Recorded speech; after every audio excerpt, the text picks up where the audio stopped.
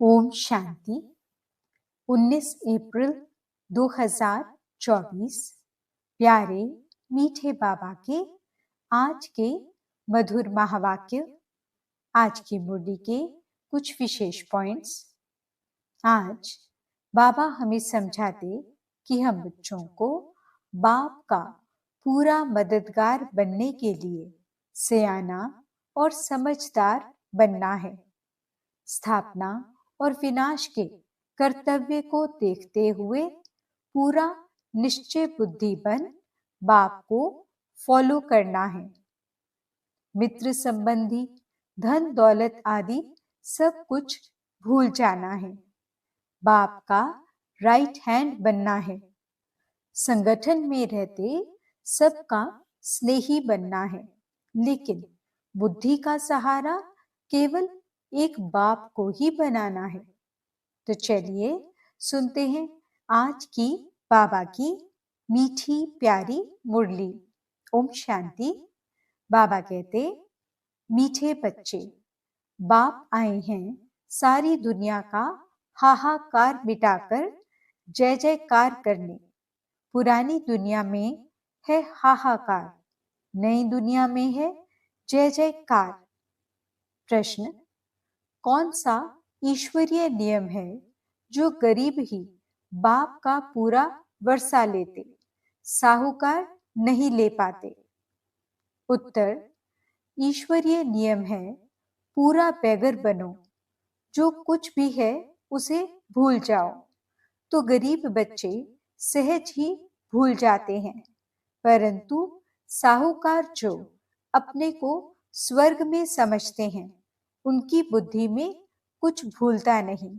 इसलिए जिनको धन दौलत मित्र संबंधी याद रहते, वे सच्चे योगी बन ही नहीं सकते हैं। उन्हें स्वर्ग में ऊंच पद नहीं मिल सकता। ओम शांति। मीठे मीठे निश्चय बुद्धि बच्चे तो अच्छी रीति जानते हैं।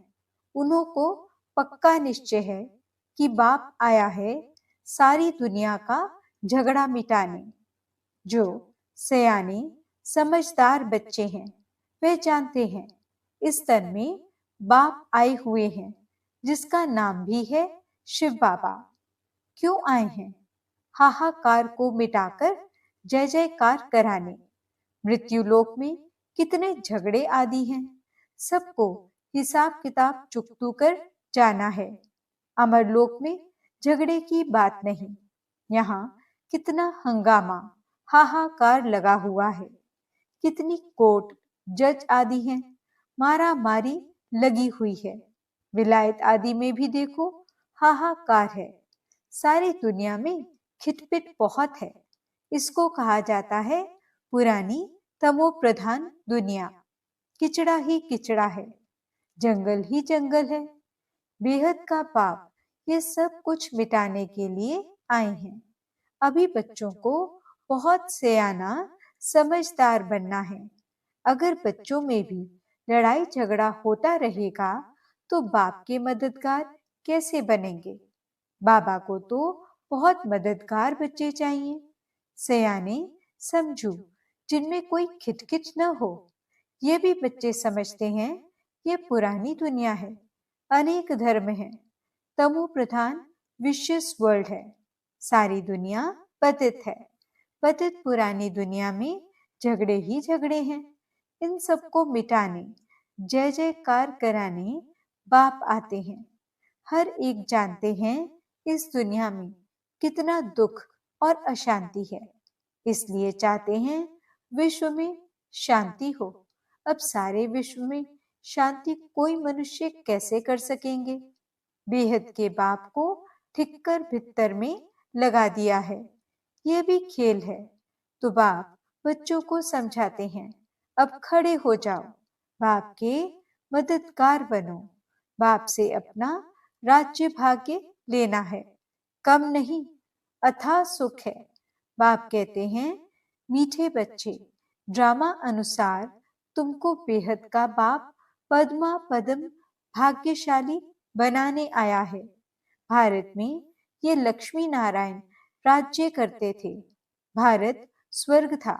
स्वर्ग को ही कहा जाता है वंडर ऑफ वर्ल्ड। त्रेता को भी नहीं कहेंगे। ऐसे स्वर्ग में आने का बच्चों को पुरुषार्थ करना चाहिए। पहले पहले आना है। बच्चे चाहते भी हैं हम स्वर्ग में आए, लक्ष्मी व नारायण बने। अभी इस पुरानी दुनिया में बहुत हाहाकार होनी है। रक्त की नदियां बहनी हैं। रक्त की नदियों के बाद होती है घी की नदियां। उनको कहते हैं क्षीर सागर।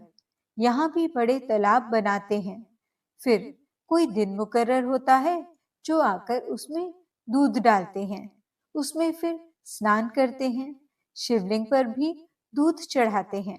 सत्युग की भी एक महिमा है कि वहाँ घी दूध की नदियां हैं। ऐसी कोई बात नहीं है। हर 5000 वर्ष के बाद तुम विश्व के मालिक बनते हो। इस समय तुम गुलाम हो, फिर तुम बादशाह बनते हो। सारी प्रकृति तुम्हारी गुलाम बन जाती है। वहां कभी बेकायदे बरसात नहीं पड़ती, नदियां उछल नहीं खाती, कोई उपद्रव नहीं होता। यहाँ देखो कितने उपद्रव हैं। वहां पक्के वैष्णव रहते हैं, विकारी वैष्णव नहीं। यहाँ कोई वेजिटेरियन बना तो उनको वैष्णव कहते हैं, परंतु नहीं, विकार से एक दो को बहुत दुख देते हैं। बाप कितना अच्छी रीति समझाते हैं। यह भी गायन है गावड़े का छोरा। श्री कृष्ण तो गावड़े का हो नहीं सकता है। वह तो बैकुंठ का मालिक है। फिर 84 जन्म लेते हैं। यह भी तुम अभी जानते हो कि हमने भक्ति में कितने धक्के खाए, पैसे बर्बाद किए। बाबा पूछते हैं तुमको इतने पैसे दिए, राज्य भाग्य दिया, सब कहाँ गया? तुमको विश्व का मालिक बनाया, फिर तुमने क्या किया? बाप तो ड्रामा को जानते हैं। नई दुनिया सो पुरानी दुनिया, पुरानी दुनिया सो नई दुनिया बनती है। ये चक्र है। जो कुछ पास्ट हुआ वह फिर रिपीट होगा। बाप कहते हैं अभी थोड़ा समय है, पुरुषार्थ कर भविष्य के लिए जमा करो।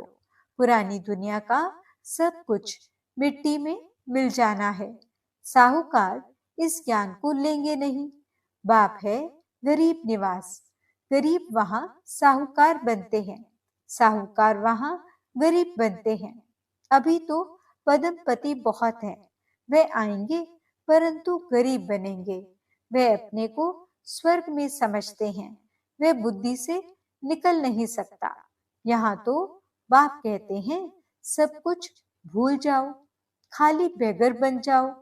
आजकल तो किलोग्राम, किलोमीटर आदि क्या क्या निकाला है। जो राजा गद्दी पर बैठता है वे अपनी भाषा चलाते हैं, विलायत की नकल करते हैं। अपना अक्ल तो है नहीं, तमो प्रधान है। अमेरिका आदि में विनाश की सामग्री में देखो कितना धन लगाते हैं। एरोप्लेन से बॉम्ब्स आदि गिराते हैं। आग लगनी है, बच्चे जानते हैं बाप आते ही हैं विनाश और स्थापना कराने। तुम्हारे में भी समझाने वाले सब नंबरवार हैं। सब एक जैसे निश्चय बुद्धि नहीं है। जैसे बाबा ने किया, बाबा को फॉलो करना चाहिए। पुरानी दुनिया में ये पाई पैसे क्या करेंगे? आजकल कागज के नोट निकाले हैं, वहां तो सिक्के मोहरे होंगे। सोने के महल बनते हैं तो सिक्कों का वहां क्या मूल्य है? जैसे कि सब कुछ मुफ्त में है। सतो प्रधान धरनी है ना, अभी तो पुरानी हो गई है। वह है सतो प्रधान नई दुनिया, बिल्कुल नई जमीन है। तुम सूक्ष्म वतन में जाते हो तो शुभी रस आदि पीते हो, परंतु वहां झाड़ आदि तो है नहीं, न मूल वतन में है। जब तुम वैकुंठ में जाते हो तब वहां तुमको सब कुछ मिलता है। बुद्धि से काम लो। सूक्ष्म वतन में झाड़ होंगे नहीं। झाड़ तो धरनी पर होते हैं, ना कि आकाश में। भल नाम है ब्रह्म महतत्व, परंतु है पोलार। जैसे ये स्टार ठहरे हुए हैं आकाश में। वैसे तुम बहुत छोटी छोटी आत्माएं ठहरी हुई हो। स्टार्स देखने में बड़े आते हैं। ऐसे नहीं कि ब्रह्म तत्व में कोई बड़ी बड़ी आत्माएं होंगी।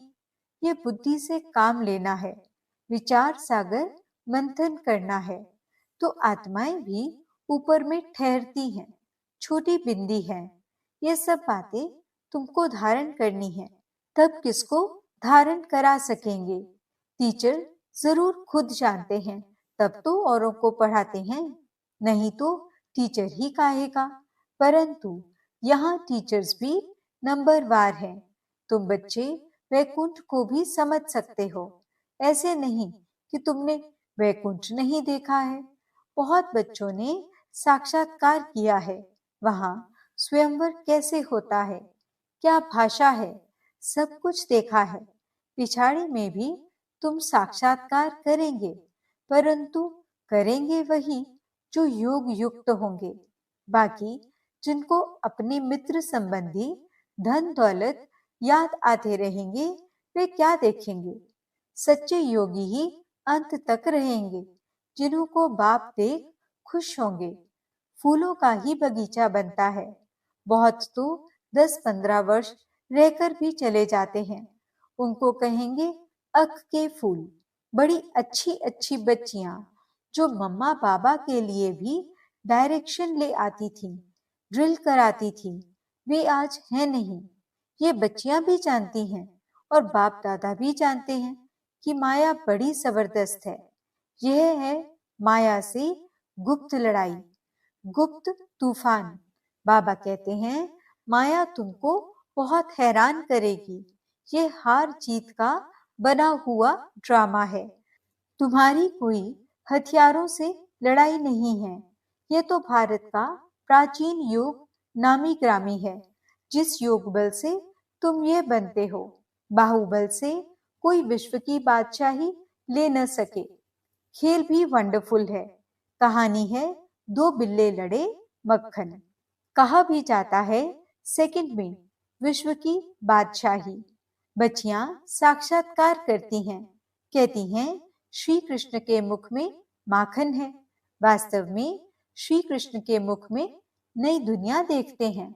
योग बल से तुम विश्व की बादशाही रूपी माखन लेते हो। राजाई के लिए कितनी लड़ाई होती है और कितने लड़ाई से खत्म होते हैं। इस पुरानी दुनिया का हिसाब किताब चुकतू होना है।